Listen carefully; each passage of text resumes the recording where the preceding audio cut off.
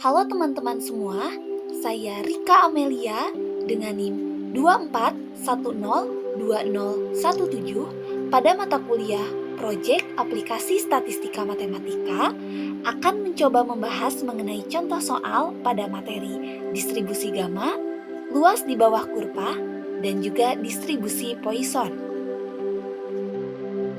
Baik, teman-teman sekalian, seperti yang sudah saya sampaikan sebelumnya, pada kesempatan ini saya akan membahas 3 hal. Yang pertama, saya akan membahas contoh soal pada materi distribusi gamma. Yang kedua, saya akan membahas contoh soal pada materi luas di bawah kurva. Dan yang ketiga, saya akan membahas contoh soal pada materi distribusi Poisson. Pada tiap-tiap materi tersebut, saya akan menyajikan. Kita masuk pada contoh soal yang pertama di materi distribusi gamma. Berikut contoh soalnya. Misalkan waktu dalam jam yang diperlukan untuk memperbaiki pompa panas berbentuk peubah acak X berdistribusi gamma dengan parameter alfa sama dengan 2 dan beta sama dengan 1/2. Berapa peluangnya bahwa perbaikan berikutnya akan memerlukan poin A paling lama 1 jam dan poin B paling sedikit 2 jam. Nah, di sini kita akan langsung menuliskan poin-poin dari yang diketahuinya. Alfanya sama dengan 2, betanya sama dengan 1/2, dan untuk X-nya merupakan waktu yang diperlukan untuk memperbaiki pompa panas dalam bentuk jam. Nah, untuk penyelesaiannya kita tuliskan dulu rumus umum dari distribusi gamma tersebut. Nah, ini sudah tertera di layar. Kemudian kita tinggal mensubstitusikan saja. Seperti ini contohnya 1 per beta pangkat alfa berarti 1/2 pangkat 2. Jadi nilai beta dan alfanya kita ubah ke dalam soal yang sudah diketahui tadi. Nah, kemudian setelah kita operasikan hasilnya didapat menjadi 4 kali E pangkat negatif 2X. Di sini kita masuk ke poin A, di mana nilai P-nya X kurang dari sama dengan 1. Maka untuk interval peluangnya 0 kurang dari X kurang dari sama dengan 1. Nah, kita integralkan dengan batas bawahnya 0 dan batas atasnya 1. Nah, tadi sudah didapat di perhitungan sebelumnya. Nilai fx-nya yaitu 4x dikali E pangkat negatif 2x dx. Nah, kemudian setelah proses integral didapat hasilnya itu negatif 2x kali E pangkat negatif 2x dikali negatif E. Kemudian pangkat negatif 2x dengan batas bawah 0 dan batas atas 1. Kemudian kita substitusikan nilai 0 dan 1-nya, batas bawah dan batas atasnya. Maka didapat hasilnya negatif 2E pangkat negatif 2 dikurangi E pangkat negatif 2 ditambah 1. Kemudian setelah itu ini dioperasikan, maka didapat nilai sama dengan negatif 3E pangkat negatif 2 ditambah 1. Untuk nilai negatif 3E pangkat negatif 2 ini kita hitung menggunakan kalkulator, kemudian ditambah 1, maka hasilnya didapat dengan perkiraan 0,5940. Untuk poin B-nya di sini untuk nilai X-nya lebih besar atau sama dengan 2. Nah, berarti ini kita kurangi dulu dengan 1 karena nilainya lebih besar. Nah, kemudian prosesnya sama seperti yang tadi.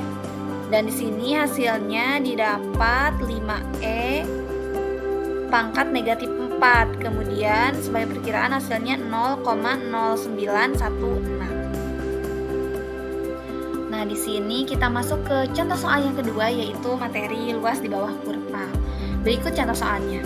Berdasarkan data kependudukan, usia harapan hidup penduduk di suatu wilayah berdistribusi normal dengan rata-rata 44,8 tahun dan simpangan bakunya 11,3 tahun.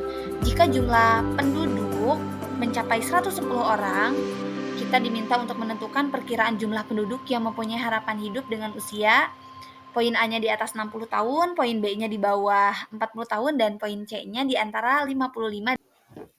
Untuk di poin B kita akan mencari usia di bawah 40 tahun.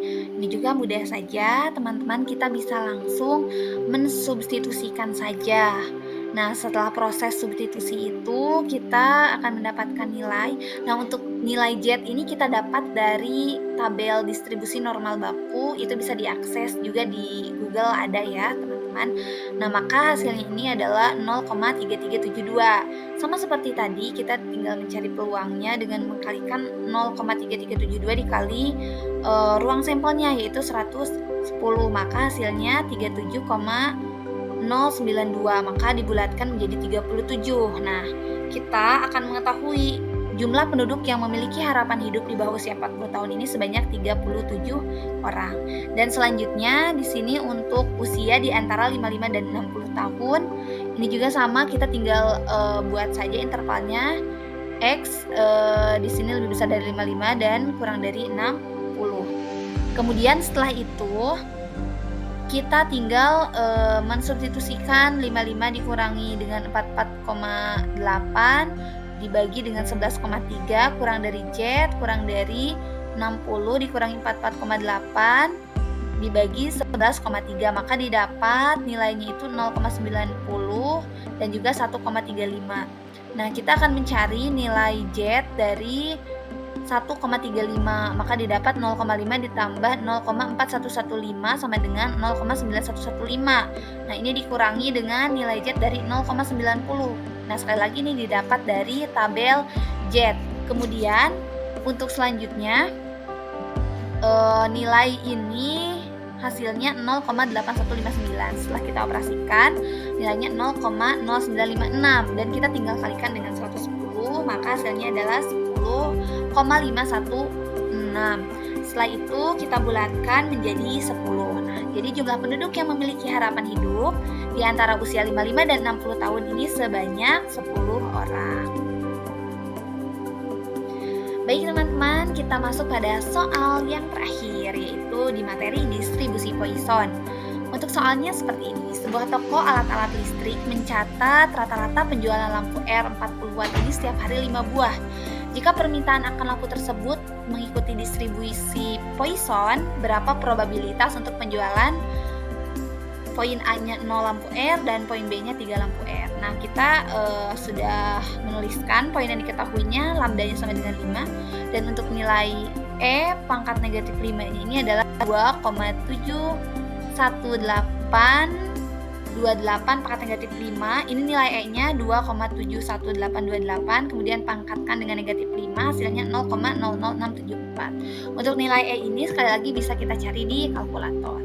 Kemudian kita tinggal substitusikan saja teman-teman. Untuk nilai A-nya 0 lampu R, berarti X ini sama dengan 0. Maka lambda pangkat X dikali E pangkat negatif lambda, berarti 5 dikali 0 dikali E pangkat negatif 5 dibagi 0 faktorial. Nah, hasilnya didapat 0,00674. Baik teman-teman, sekarang poin B untuk 3 lampu R, berarti X-nya sama dengan 3. Kita tinggal mensubstitusikan saja. Untuk X-nya sama dengan 3, berarti lambda pangkat X sama dengan 5 pangkat 3. Kemudian dikali E pangkat negatif lambda, berarti E pangkat negatif 5 dibagi 3 faktorial. Nah, didapat hasilnya 0,1404. Baik teman-teman, alhamdulillah 3 soal sudah selesai kita bahas bersama-sama.